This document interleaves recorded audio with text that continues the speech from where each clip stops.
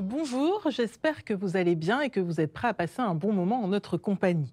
Aujourd'hui, dans votre émission Tous Frères, nous parlons de ces hommes et de ces femmes qui n'hésitent pas à risquer leur vie pour sauver celle des autres. Sauveteurs en mer, pompiers sauveteurs ou encore bénévoles sont à l'honneur ici. Et pour certains, cette mission est particulière au regard de leur foi en Jésus qui a dit « Il n'y a pas de plus grand amour que de donner sa vie pour ses amis ». Elle a déjà permis de sauver des milliers de vies. La SNSM, la Société nationale de sauvetage en mer. L'association est présente dans nos territoires, comme en Martinique, des bénévoles qui sont régulièrement formés pour tenter de sauver ceux qui sont pris au piège par la mer. En Polynésie française, rencontre avec un sapeur-pompier professionnel. Dave est responsable du pôle sauvetage aquatique, un métier passionnant et exigeant. Dans la chronique cette semaine, cap sur les religions hindoues, musulmanes et juives, où nous verrons le rôle de la mer et de l'océan.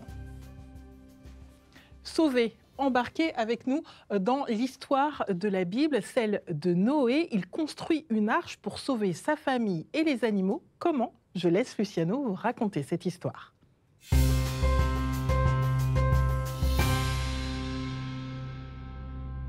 Sauver, comme dans l'histoire de Noé. C'est ce que j'ai décidé de vous raconter. Alors, tenez-vous prêts et embarquez avec moi dans ce récit tiré de la Genèse. Un jour, un homme, le voici, son nom est Noé. C'est un homme juste qui marche avec Dieu.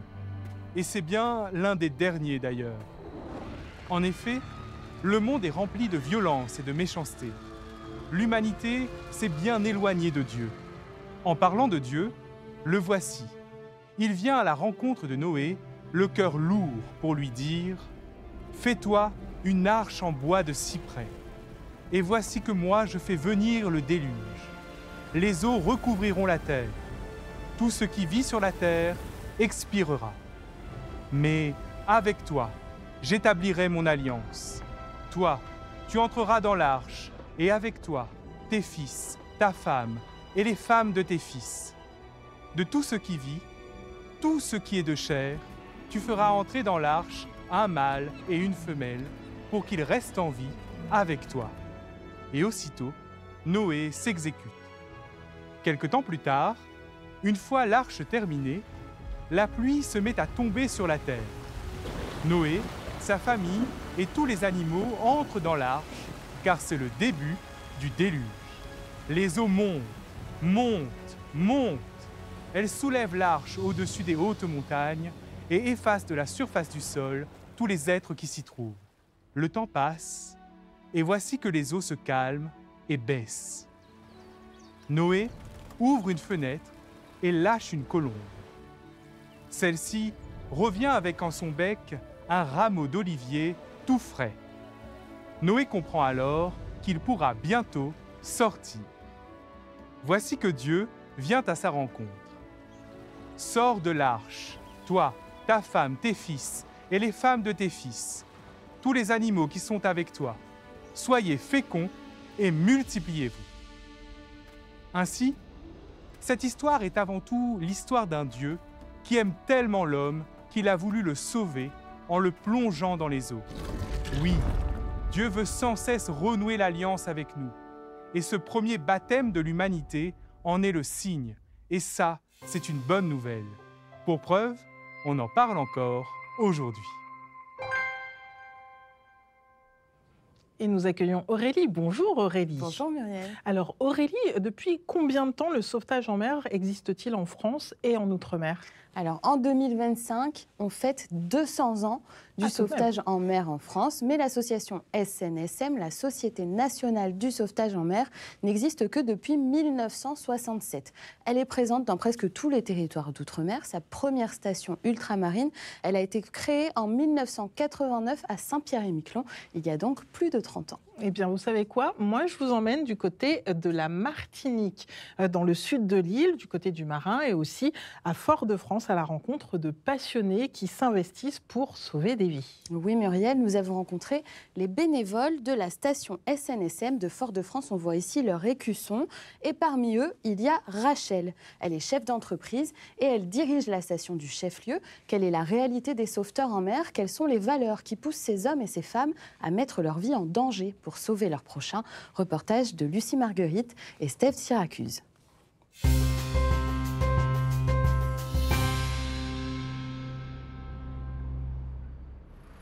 Plusieurs fois par semaine, les sauveteurs de la SNSM du Marin font des entraînements en conditions réelles. Dans la vedette, Rachel, la présidente de la station de Fort-de-France. Elle a été invitée à participer à l'exercice. Nous partons faire un exercice en mer, baie du Marin, nous sommes 4 personnes à bord.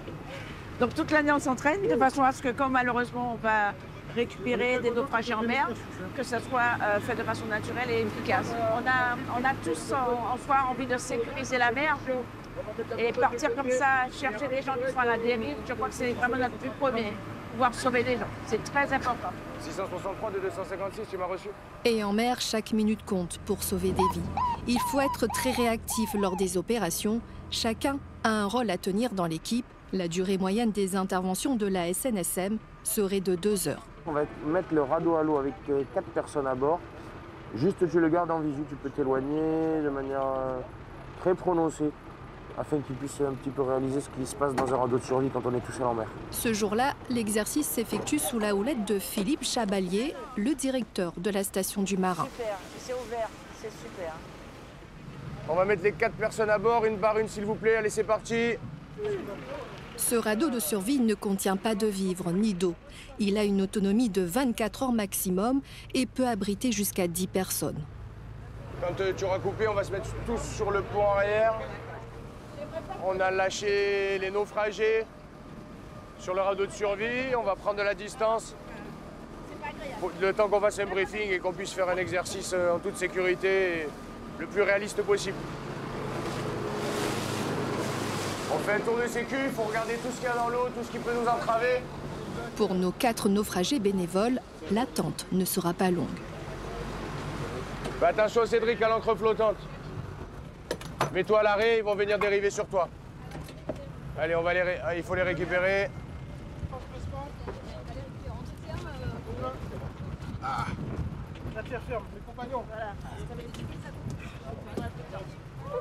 L'exercice aura duré 3 heures. L'équipe de la SNSM revient au port, une équipe entièrement composée de bénévoles comme Rachel et Philippe. Tout au long de l'année, ils se tiennent prêts à intervenir pour des sauvetages en mer. On est la dernière chaîne dans le système de sauvetage, donc on est directement en rapport avec les naufragés. Et je pense que si on n'a pas à la fois, c'est juste pas possible de se donner autant en tant que bénévole. Et en même temps, quand on est naufragé, qu'on est secouru par les sauveteurs en mer, on se dit franchement, c'est la main divine qui a fait cette action. Quand la vie est en danger, qu'il peut y avoir par exemple des enfants, si on doit risquer la nôtre, on la risquera. Et le don de soi, il va jusqu'à ce niveau-là et risquer sa vie pour aller sauver les autres. Pour que l'eau salée n'ait jamais le goût des larmes, telle est la devise de la SNSM et de tous les sauveteurs en mer. La SNSM a été créée en 1967. Elle est née grâce à la fusion de 2 associations de sauvetage en mer, la Société centrale de sauvetage des naufragés et les Hospitaliers sauveteurs bretons. Sa vocation première, qui n'a pas changé depuis, secourir et sauver gratuitement les vies humaines en danger en mer et sur les côtes. En Martinique, la première station de sauvetage est apparue bien plus tôt. Dans les années 50, elle était alors gérée par un prêtre qui avait pour seul moyen un petit zodiaque. Et c'est dans les années 70 que 4 stations de la SNSM ont été créées. Bonjour. En plus de son activité de nettoyage industriel, dont elle est la directrice, Rachel dirige bénévolement depuis presque 10 ans la SNSM de Fort-de-France. Sous sa responsabilité, 30 bénévoles, dont 20 permanents, comme Patrice Sainte-Rose. Il y a 2 nouveaux qui veulent intégrer la SNSM, donc les rendez-vous. Tu as les noms, on a le dossier de fiches. On leur crée. Ouais, on va créer ça tout de suite. Tous les jours, je travaille sur la SNSM. Tous les jours que je fais. Ça fonctionne parce que l'équipe est là, parce qu'on échange le savoir, on échange les choses à faire. Voici les exercices. Les nettoyages. Donc, l'année dernière, on en a fait 15. Celui qui pilote l'hélicoptère doit s'adapter à la vitesse du bateau qui est en mouvement pour faire descendre ou récupérer une victime. C'est très précis. Présentation à blanc. Présentation à blanc. En France, le sauvetage d'urgence en mer des personnes est totalement gratuit. Mais faire intervenir un hélicoptère ou envoyer une vedette en mer a un coût que la SNSM finance grâce aux dons. Nous, association loi 1901, on fait partie du dispositif SAR, Secours et Recherche. Étant donné qu'on est en autofinancement, j'espère qu'on va pouvoir continuer à avoir autant de rigueur, mais avoir un petit peu plus d'entrée. On a la chance d'avoir des bénévoles, parce que c'est de plus en plus rare. On a de plus en plus de jeunes qui s'intéressent, qui viennent et qui restent. Et qu'il y ait des jeunes, c'est bien, parce que ça veut dire que demain matin, on pourra renouveler, que ça pourra continuer. Mais il ne faut pas relâcher les efforts et continuer à sensibiliser la population reste une priorité pour Rachel, comme pour tous les sauveteurs de la Martinique. Parce que vous êtes encore une fois les acteurs premiers par vecteur maritime du sauvetage en mer. Il n'y a pas que la SNSM qui a... Réunis en assemblée générale, tous les bénévoles de la SNSM. En tout, ils sont une centaine de personnes à s'être engagées dans le sauvetage en mer en Martinique. Certains rescapés, comme David, sont même devenus sauveteurs à leur tour. Vraiment, c'est la raison pour laquelle j'ai intégré la SNSM. C'est ce sentiment incroyable de voir la vedette qui m'a ramené mon bateau et le soulagement que j'ai eu à ce moment-là, quoi. Parce qu'il y a des gens qui meurent en mer. Et c'est nous qui allons les chercher, les récupérer en mer. Donc c'est quand même... la mer, elle est magnifique, mais il faut faire attention. Chacun de nous, on veille l'un sur l'autre. J'essaie de donner le cap. Je ne suis pas la seule à le donner, on est trois à le faire. Et effectivement, la masse suit, donc c'est magnifique. La main dans la main. Voilà. Un engagement que Rachel n'est pas prête d'abandonner. Depuis 2014, les bénévoles de Fort-de-France ont sauvé près de 500 personnes.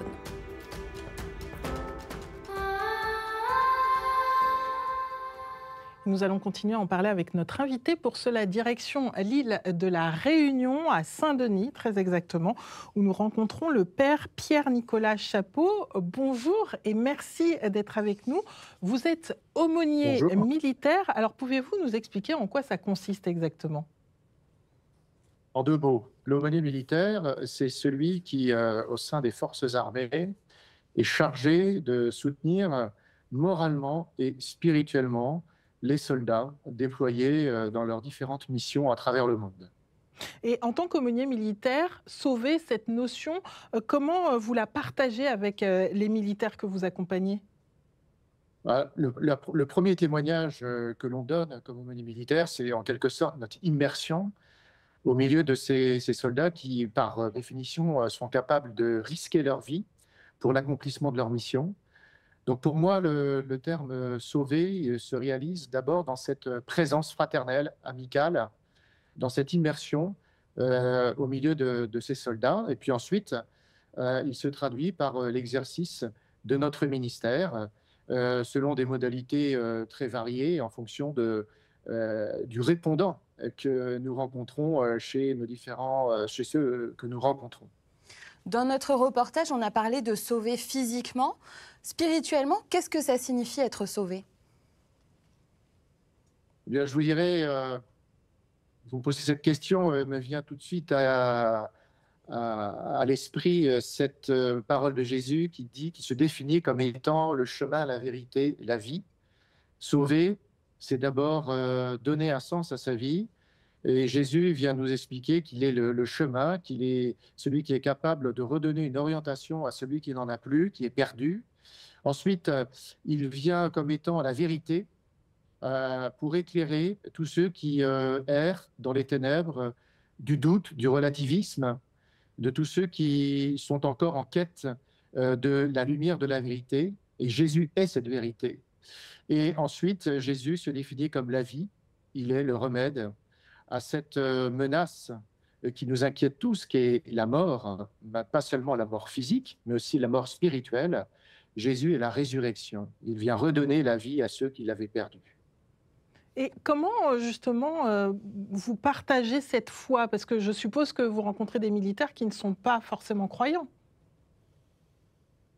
Alors, pas croyants ou d'autres croyances religieuses, mais si vous voulez, dans les armées, l'aumônier, le padré, comme on dit plus familièrement, a cette capacité de manifester sa proximité spontanément, en dehors, au départ, de toute considération religieuse.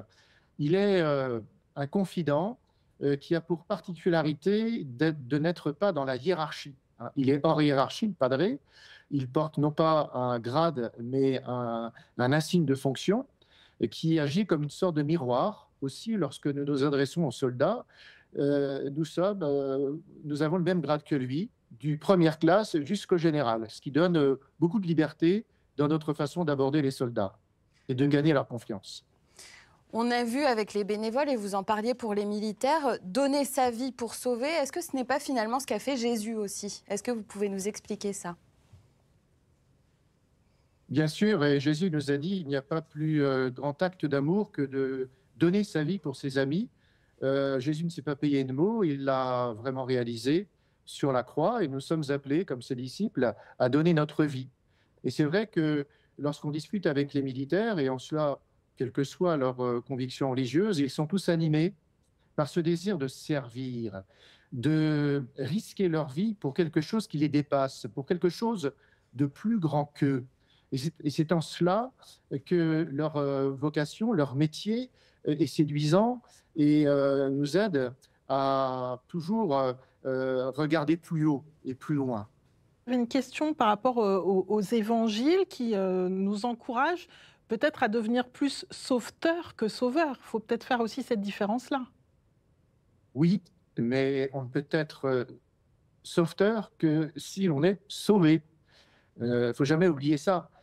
Si on arrive avec ses gros sabots, je dirais, en disant « laissez-moi vous sauver », alors que soi-même, on n'a pas pris conscience de la nécessité d'être sauvé, alors nous serons de piètres sauveteurs. Pour véritablement sauver, il faut humblement reconnaître que nous avons nous-mêmes besoin de salut et que nous le demandons chaque jour. Et ce n'est qu'à ce prix que nous serons des sauveteurs compétents et convaincants. Alors ce salut, c'est dans la foi finalement qu'on le trouve. Dans quelle mesure cela peut-il transformer nos vies au quotidien? Je dirais que la foi, dans la foi, nous nous recommandons à plus grand que nous, à Dieu. Nous ne pouvons pas trouver ici-bas dans le monde suffisamment d'arguments pour trouver un sens à notre vie. Nous sommes fondamentalement des êtres spirituels. Nous sommes créés à l'image de Dieu et donc être sauvé, c'est se remettre à un autre.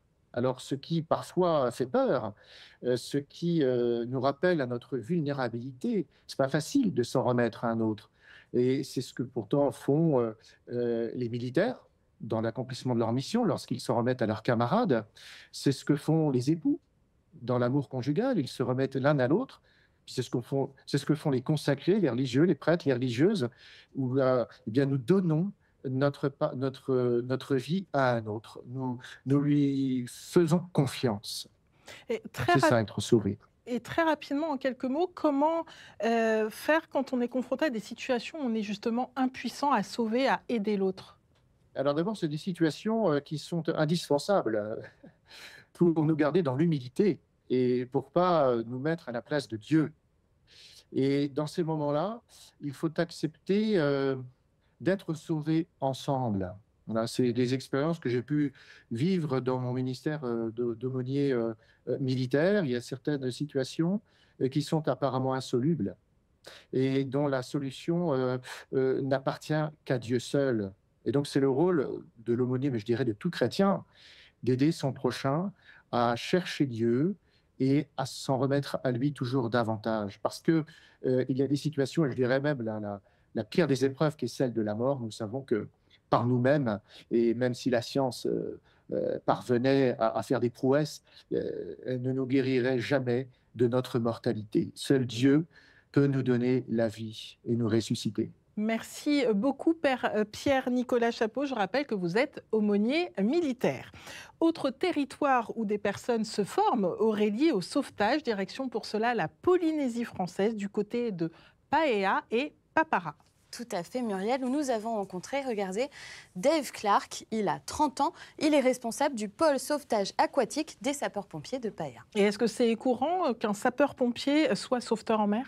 Alors, il y a une vingtaine de sapeurs-pompiers qui ont le statut de sauveteur. Regardez, on a une petite photo ici. Ils peuvent avoir 3 niveaux de compétences qu'on appelle les SAV et qui les qualifient pour assurer le sauvetage en eau intérieure, donc dans le lagon, et pour diriger des sauvetages côtiers. Dave est titulaire du SAV 3, il est aussi formateur et sa foi l'aide également dans sa mission. Reportage d'Yvan Le Gall et Pierre-Yves Largement.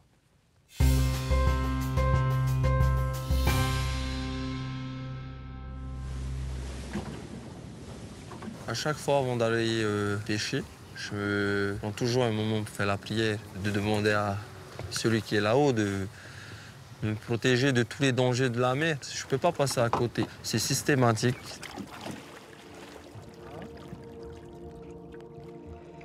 Déjà la mer, j'ai grandi avec. Pêcher, surfer, faire du kite, toutes ces pratiques-là, ça m'a permis d'avoir beaucoup plus de connaissances sur ces éléments-là, que ce soit le vent, la houle, le courant. Il faut toujours être vigilant et rester humble avec ces éléments. J'ai toujours voulu être pompier. Ce qui m'a donné envie, c'est l'action, d'éteindre des feux. Et il y a aussi le secours en mer. De sauver une personne, de sauver une vie. Je suis né le 4 décembre, comme par hasard, c'est la fête des pompiers. Donc c'est la Sainte Barbe. Donc peut-être que c'est pas une simple coïncidence, mais peut-être une vocation. J'ai été pompier volontaire pendant 7 ans. Un jour, j'étais en intervention avec mon chef. Là, il a vu mes capacités de navigation. Voilà, il a vu que je connaissais bien la mer. Donc, il m'a sollicité à plusieurs reprises pour justement organiser des entraînements secours en mer.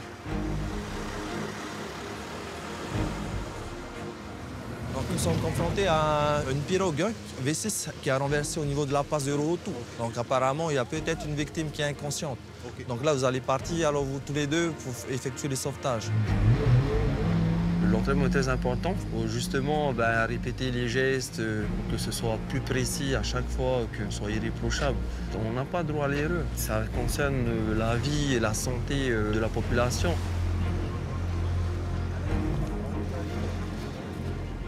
Mon chef, du coup, le premier jet a effectué un premier sauvetage, donc a ramené une victime dont le VSAV a pris en charge. La plus grande récompense pour moi, c'est de voir justement la personne qu'on a secourue est là à te remercier et te dire grâce à toi, je suis encore en vie. Il n'y a pas de plus grande récompense que ça, hein, franchement. Ça me rend tellement joyeux, ça me fait sentir encore plus vivant. Mon petit Guigui, il fait partie de la Water Patrol pour l'instant. Il est dans la patte patrouille. C'est déjà... Une fois que l'intervention est terminée, si vraiment ça t'a affecté, il est important de discuter, que ce soit avec ta femme, avec ta famille ou bien avec ton chef de garde. Il faut extérioriser en fait tout ce qu'il y a en toi qui t'a perturbé. Tu vois. C'est important de ne pas garder ça pour toi. Toi, Bourdon, quels sont tes objectifs en tant que sapeur-pompier? Ça me rend heureux de voir qu'il y a des motivés, qu'il y a la relève. Hein.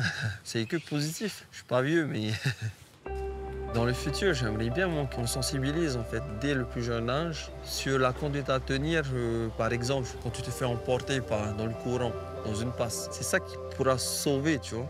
Parce que nous, les pompiers, on ne sera pas toujours là. Ce que moi je voudrais, c'est de continuer autant que possible à être sur le terrain, à effectuer des sauvetages en mer, notamment. Il faut que je continue aussi longtemps que je peux, tu vois.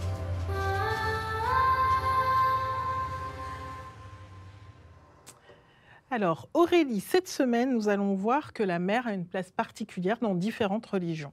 Tout à fait, Muriel. On peut commencer par les musulmans. J'ai choisi une illustration particulière. Regardez, on voit ici la mer déchaînée, on voit aussi la pluie. Avec la pluie, par l'action de Dieu, l'eau sauve. Son action sur la terre est même assimilée à la résurrection qui doit avoir lieu le jour du jugement. Dans le Coran, on dit « Nous avons fait descendre du ciel une eau bénie et par elle, nous avons redonné la vie à une contrée morte. Ainsi se fera la résurrection. » Et est-ce que ça veut dire que l'eau est donc seulement une bénédiction dans l'islam ? Alors, dans l'islam, c'est une bénédiction, ça peut aussi être une punition, mais c'est aussi le cas chez les Juifs, par exemple. Alors, l'eau peut être une puissance négative, donc qui tue, qui noie, mais dont sont épargnés les Hébreux par la puissance de Dieu. On pense évidemment à cet épisode de l'Exode. Regardez, lorsque Moïse ouvre la mer en deux avec l'aide de Dieu, en plus de permettre aux Hébreux de fuir leurs bourreaux, il referme la mer sur Pharaon et ses guerriers. Dans le judaïsme, l'eau est également purificatrice. Avant la reconstruction du temple de Jérusalem, son esplanade est purifiée par l'eau. Il y a à Jérusalem de nombreux bains rituels appelés des mikvés, dans lesquels les Juifs se lavent les mains de nombreuses fois, en particulier lors de Pessah ou de Rosh Hashanah pour le Nouvel An. Et dans les autres religions, la symbolique de l'eau est-elle aussi importante ? Tout à fait. On connaît l'importance du Gange dans la purification des croyants, dans l'hindouisme. Alors, on va dans l'hindouisme juste ici. L'eau des rivières est donc positive. En revanche, on la distingue de l'eau de l'océan. Le Kalapani, l'eau noire en hindi, désigne une eau sombre qu'il ne faut pas franchir. C'est un tabou, un objet dont il ne faut pas s'approcher sous peine de perdre son statut de caste et donc de rompre le cycle de la réincarnation. D'accord. Donc l'eau a un côté bienfaiteur dans les religions, dans l'hindouisme notamment. Est-ce que cette vision de l'océan est aussi présente ? Oui, notamment avec l'histoire de Manu. Alors Manu, c'est le premier homme. Il a donné la vie à tous les êtres humains. Le plus célèbre des contes où on parle de Manu raconte une grande inondation. Regardez, juste ici. Voilà, Manu, il est là. C'est le petit personnage. Voilà, et c'est un gigantesque poisson qui va sauver Manu des eaux de l'océan en le conduisant vers les terres émergées de l'Himalaya. Ce poisson est en fait une incarnation du dieu Vishnu, que vous voyez dépasser ici. C'est le deuxième dieu de la Trinité hindoue. En résumé, l'eau dans les religions a toujours une symbolique purificatrice. Si elle est souvent salvatrice, elle peut également punir. Et ce n'est que par le secours du divin que l'homme est capable de lui échapper. Merci Aurélie. Et vous, connaissez-vous les gestes qui sauvent ? En Guyane, 60 habitants d'un village ont été formés aux gestes qui sauvent. Une formation menée suite à une demande des chefs coutumiers, des associations et des personnels du centre délocalisé de prévention et de soins. Un reportage à retrouver sur Outre-mer, la première. Et puis, avant Notre-Dame de Paris, d'autres cathédrales ont été victimes de violents incendies. Un documentaire sur le site du Jour du Seigneur revient sur les exploits humains et techniques mis en œuvre pour les restaurer et les sauver de la ruine. Et vous pourrez retrouver cette émission et toutes les autres sur notre site internet avec des contenus sélectionnés par la rédaction, dont certains complètement inédits. Vous ne les avez jamais vus, donc rendez-vous là-bas et sur les réseaux sociaux de Tous Frères. Et vous, Aurélie, quand on parle de sauver, qu'est-ce que cela vous évoque ? Alors moi, je me rappelle la journée du service civique. Ça, c'était au collège, il me semble, à la caserne de gendarmerie à Saint-Denis de la Réunion. Et c'est vrai qu'on avait appris les gestes de premier secours dont vous parliez tout à l'heure pour la Guyane. Et moi, j'avais jamais voté. C'était finalement la première fois où je m'étais sentie citoyenne, le moment où je me disais que je pouvais me rendre utile, justement. Donc là, si vous arrive quelque chose, je peux vous sauver. Ah, trop bien! Vous me faites confiance ou pas? Oui, je vous fais confiance, totalement. Et moi, ça me rappelle en fait un moniteur de natation. J'étais en primaire et en fait, il m'avait donné un conseil, c'est surtout, si tu vois que tu commences à te noyer, ne panique pas, mets-toi sur le dos et tu nages sur le dos. Et bien, figurez-vous que 25 ans plus tard, je me suis souvenue de ce conseil. J'étais dans un pays étranger et ce conseil avisé m'a vraiment sauvé la vie. Comme quoi, des petits exemples ou des petits conseils peuvent toujours sauver au moment opportun, en espérant que cette émission vous aura beaucoup apporté. À bientôt.